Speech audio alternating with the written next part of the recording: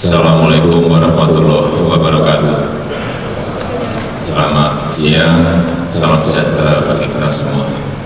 Yang saya hormati seluruh Menteri Kabinet Kerja, yang saya hormati Gubernur BI, Pak OJK, Ketua IC, Dirut Bank Mandiri, serta Bapak Ibu semuanya dari Kadin dan IMI, REI, serta dunia usaha, APindo yang pada siang hari ini hadir, serta Bapak Ibu tamu undangan yang berbahagia. Hadirin sekalian, kita memahami bahwa perekonomian itu tidaklah seperti garis lurus, melainkan naik dan turun, mengalami percepatan dan perlambatan. Dan itulah yang biasa disebut sebagai siklus ekonomi. Tadi sudah disampaikan oleh Bapak Darmin Nasution.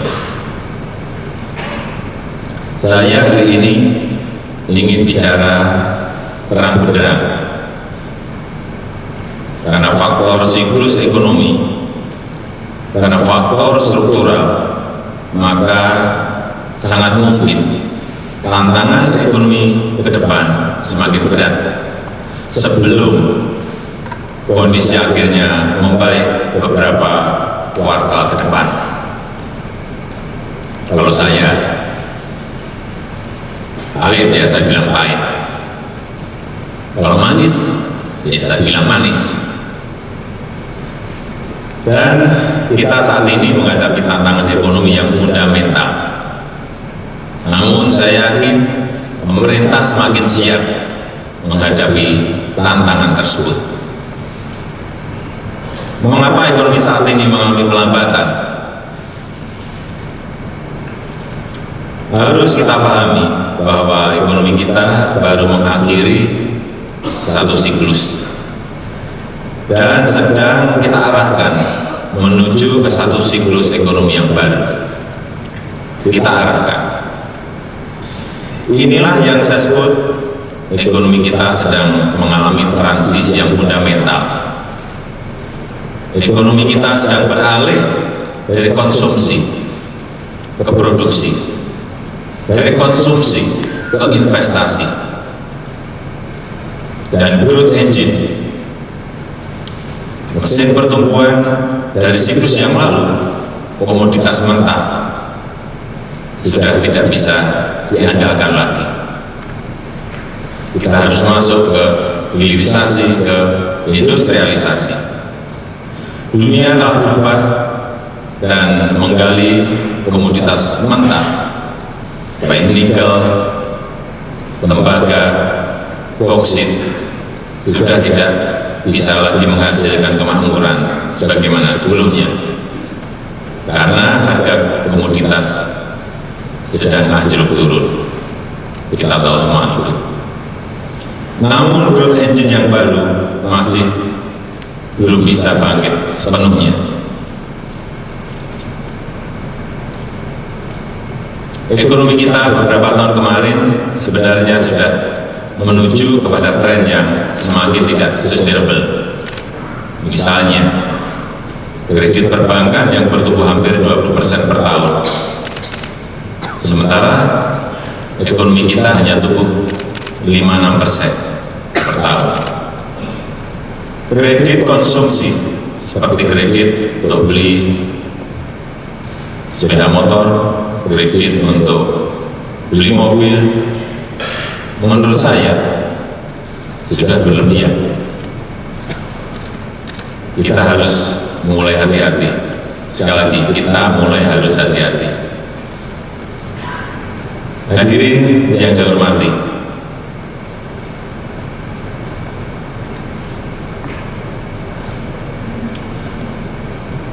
satu hal yang saya amat yakin saat ini adalah bahwa kita sekarang benar-benar tidak bisa menunda lagi untuk melakukan reformasi perekonomian secara fundamental. Perombakan ekonomi yang harus dijalankan pemerintah saat ini harus mendalam dan harus menyeluruh. Meskipun sakit, meskipun pahit, kita tidak boleh lagi menunda. Tidak ada kemajuan tanpa pengorbanan. Sekali lagi, tidak ada kemajuan tanpa pengorbanan. Ada beberapa negara di dunia yang saat ini mengalami kontraksi ekonomi karena selama bertahun-tahun mereka mengabaikan kenyataan bahwa dunia telah berubah dan mereka sudah tidak lagi kompetitif. Selama bertahun-tahun negara-negara ini menolak untuk menelan obat yang pahit. Mereka gagal mendongkrak, gagal mengupgrade mesin ekonomi mereka. Bahkan ada beberapa negara di mana pemerintahnya menjanjikan sesuatu yang ajaib. Pemerintah di sana menjanjikan kenaikan kesejahteraan tanpa perlu kerja keras. Menjanjikan kesejahteraan tanpa perlu kerja keras. Tidak ada hal seperti ini di dunia, tidak ada. Dan negara-negara itu sekarang sedang berada dalam krisis perekonomian karena bertahun-tahun hidup mewah tanpa kerja keras. Inilah yang harus kita hindari. Jangan sampai Indonesia terjebak dalam kondisi seperti itu. Bapak Ibu dan hadirin sekalian, distorsi ekonomi seperti yang terjadi dalam beberapa tahun terakhir mengakibatkan banyak ketimpangan-ketimpangan dan ketidakseimbangan dalam masyarakat dan dalam perekonomian. Spekulasi aset yang menggebungkan nilai aset membuat kesenjangan sosial semakin besar. Investasi kita di sistem pendidikan dan bidang kesehatan amat diperlukan supaya sumber daya manusia kita menjadi lebih baik. Bila solusi yang kita cari adalah menggenjot lagi distorsi ekonomi, maka akan memperburuk ketimpangan-ketimpangan ekonomi yang sudah ada. Perekonomian kita membutuhkan reformasi yang struktural. Memang kita tidak bisa ambil jalan pintas, tidak ada jalan pintas, dan tidak ada peluru ajaib. Tidak bisa saya ngomong simsalabim kemudian masalah bisa teratasi, juga tidak bisa. Nggak ada seperti itu. Dan masyarakat harus sadar bahwa nggak ada simsalabim kemudian semuanya bisa teratasi, nggak ada.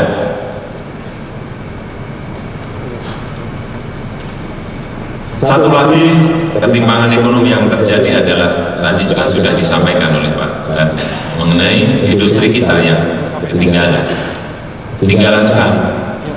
Bahkan beberapa tahun terakhir ekonomi kita sudah menuju arah deindustrialisasi, dan itu satu tren yang harus segera kita balikkan. Harus segera kita balikkan. 3 minggu yang lalu saya berkunjung ke Batam, ke galangan kapal di Batam. Bapak Ibu bisa bayangkan, Indonesia adalah zona ekonomi maritim terbesar di dunia. 2/3 wilayah Indonesia adalah air. Namun pada saat ini 80% dari semua kapal yang kita beli setiap tahun adalah dari impor. Ada galangan kapal di sini siap. Saya tahu karena saya cek di Batam. Sampai 17.500 di aja mereka siap bisa membuat, apalagi yang kecil-kecil. Ada sekali lagi industri galangan kapal kita sudah siap. Di samping kebutuhan domestik yang besar, galangan kapal juga padat karya. Juga kita kaya dengan tenaga kerja muda yang tidak sulit untuk dididik. Keterampilannya dalam konstruksi kapal. Sehingga dalam rapat terbatas saya sudah perintahkan, pemerintah tidak boleh lagi memesan kapal dari luar negeri, tidak boleh lagi impor, buat sendiri di negara kita, karena kita sudah siap, sehingga juga akan memperbaiki neraca perdagangan kita. Sekali lagi, kita harus mengutamakan industri dalam negeri terlebih dahulu. Dan secara makroekonomi pun kebiasaan impor seperti itu sudah tidak sustainable. Kita harus hemat devisa dengan memenuhi lebih banyak keperluan kita dari dalam negeri. Bapak Ibu hadirin yang saya hormati, kita harus membangun growth engine yang baru, membangun mesin pertumbuhan ekonomi yang baru. Apa yang diperlukan pada saat ini?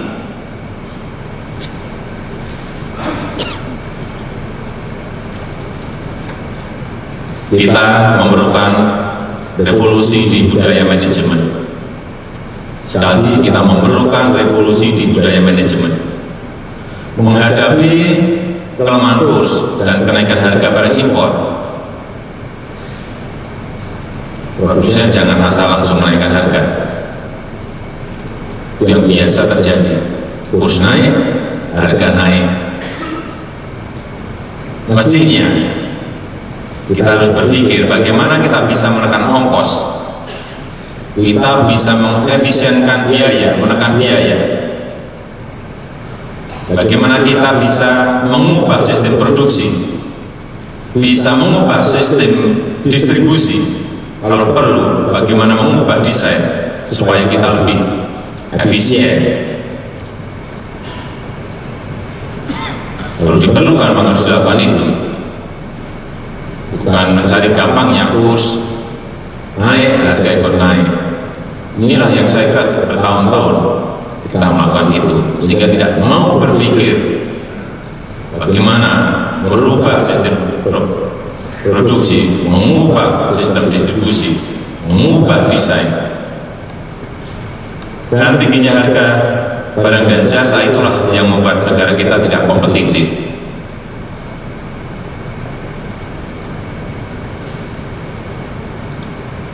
Tapi tentunya untuk membangun growth engine yang baru, mesin pertumbuhan yang baru, butuh waktu, butuh proses. Untuk membangun infrastruktur butuh waktu. Untuk membangun pabrik ekspor butuh waktu, karena tanpa infrastruktur baik listrik, transportasi, pabrik juga tidak bisa jalan. Untuk melatih sumber daya manusia SDM juga butuh waktu. Terus, apa strategi pemerintah untuk transisi perekonomian seperti itu? Jangka pendek, stabilisasi. Untuk menjembatani transisi perekonomian perlu belanja pemerintah, perlu government spending melalui proyek. Tadi juga disampaikan oleh Pak Darmi. Sambil menunggu bangkitnya sumber perekonomian baru, ada masa transisi yang bisa ditopang dulu oleh pemerintah untuk sementara lewat belanja pemerintah. Pemerintah punya ruang fiskal, dan kemarin saya kira juga dibaca oleh Standard & Poor's yang sudah menaikkan prospek rating outlook kita, rating outlook pemerintah Indonesia, dan ruang fiskal ini harus dimanfaatkan, dan pasti kita akan manfaatkan.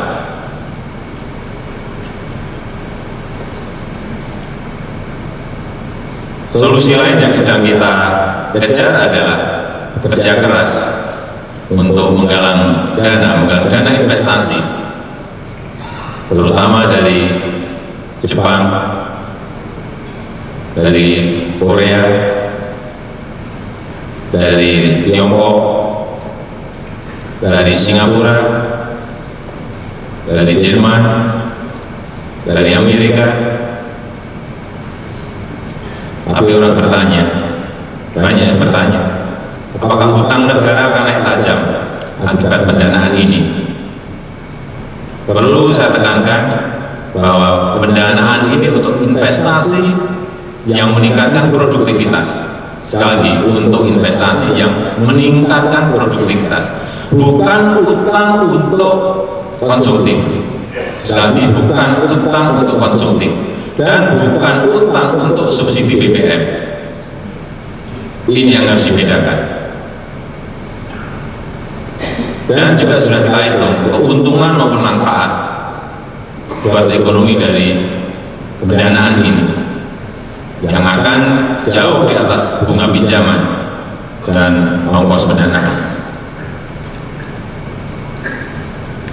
Dengan kebijakan yang kita rancang, saya yakin pada sisa tahun 2015 ini stimulus ekonomi akan dapat mendorong pertumbuhan ekonomi sebesar 0,1 sampai 0,3%. Kemudian di tahun 2016, stimulus ekonomi yang ada akan dapat mendorong pertumbuhan ekonomi lebih besar lagi, yaitu 0,5% sampai 1%.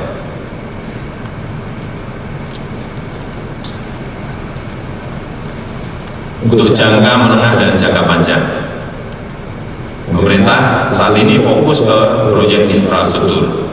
Karena infrastruktur itu padat modal dan payback-nya jangka panjang. Buruknya infrastruktur kita saat ini menjadi salah satu hambatan utama. Sekali lagi, buruknya infrastruktur kita saat ini menjadi salah satu hambatan utama untuk membuat growth engine baru agar ekonomi kita bisa bangkit. Perbaikan infrastruktur penting untuk menekan biaya produksi, menekan biaya transportasi, menekan ongkos distribusi, menekan biaya distribusi. Distribusi logistik melalui laut adalah paling murah, maka pembangunan dikonsentrasikan pada tol laut. Pembangunan sudah dimulai di Kuala Tanjung, sudah kita mulai. Di Makassar sudah dimulai dan progresnya ada. Saya kira di gambar bisa dilihat. Sebentar lagi di Sorong dan seterusnya. Kemudian akan pula dibangun 24 pelabuhan di seluruh tanah air. Dan mulai April lalu telah dikerjakan tol Trans Sumatera yang nantinya akan membentang dari Lampung menuju ke Palembang, ke Padang, ke Pekanbaru, ke Medan, ke Aceh sepanjang 2.600 km. Pembangunan infrastruktur ini untuk mendukung kemandirian pangan yang telah dimulai 2015 ini. Dan saat ini yang sedang dalam tahap pengerjaan adalah pembangunan 13 bendungan besar untuk pengairan sawah. Kira Namo saya kira sudah mulai kelihatan, dan juga irigasi-irigasi yang menuju ke sawah-sawah. Karena urusan pangan ini sangat penting sekali. Saya sadar betul bahwa kalangan pelaku ekonomi harus diberikan ruang untuk bernafas dan ruang untuk bergerak. Bagaimanapun kalangan swasta adalah pelaku ekonomi yang utama. Sekali lagi, kalangan swasta adalah pelaku ekonomi yang utama, jauh melampaui kegiatan pemerintah dan BUMN. Pemerintah itu kira-kira hanya 20%, kira-kira 80% dipegang oleh swasta. Oleh sebab itu, perizinan akan terus kita sederhanakan dan percepat. Kejelasan hukum dan payung hukum akan terus kita buat. Pembebasan lahan yang selalu menjadi masalah juga akan terus kita carikan solusinya. Saya tahu masalah-masalah seperti ini menambah biaya bisnis, memperburuk cost of doing business di Indonesia.